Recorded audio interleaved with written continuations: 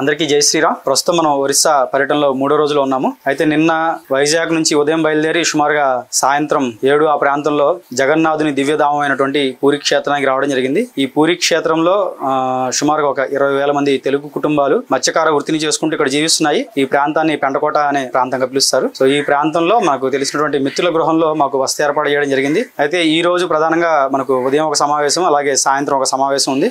ఉదయాన్నే కోణార్కులో ఉన్నటువంటి మత్స్యకార కుటుంబాలతో ఒక సమావేశం ఉంది. అలాగే సాయంత్రం పూట ఇక్కడ పూరి క్షేత్రంలో ఈ పెంటకోట ప్రాంతంలో మరొక సమావేశం ఉంది. మనం తిరిగి ఈ సమావేశంలో కలుద్దాం. జై శ్రీరామ్.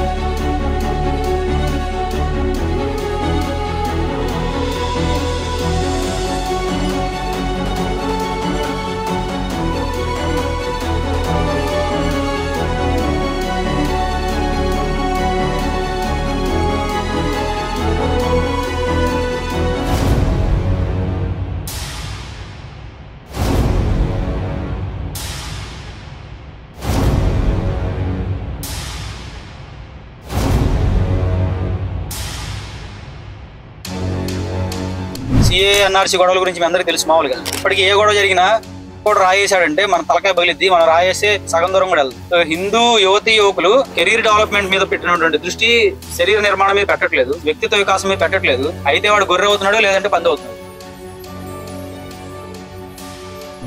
ఒరిస్సా పర్యటనలో మనం ఈ రోజు ఉదయం కోణార్కులో అక్కడ ఉండేటువంటి మత్స్యకార సోదరులతో సమావేశాన్ని నిర్వహించుకొని తిరిగి పూరిలో ఉన్నటువంటి పెంటకోట ప్రాంతానికి వచ్చాము. అయితే ఇప్పుడు మళ్ళీ రాత్రి వేళ ఇక్కడ ఒక సమావేశం ఉంది. వాళ్ళు ప్రతి గురువారం కూడా ఒక కార్యక్రమాన్ని నిర్వహించుకుంటూ ఉంటారు. ఆ కార్యక్రమం అనంతరం మనది సమావేశం ఉంటుంది. దాని తర్వాత ఒకవేళ సమయం దొరికితే ఈ రోజే స్వామివారి దర్శనానికి వెళ్దామని అనుకుంటున్నాము.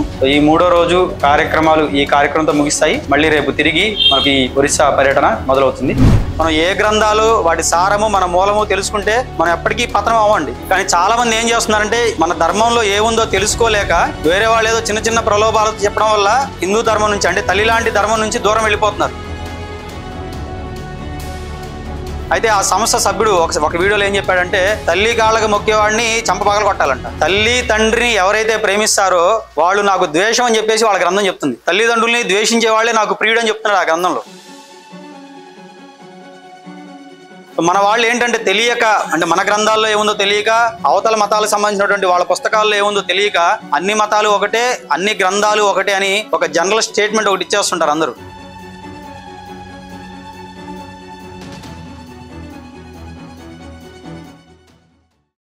హే కేశవ హే మాధవ హే గోవింద రక్ష రక్ష పాహి పాహి పరమానంద.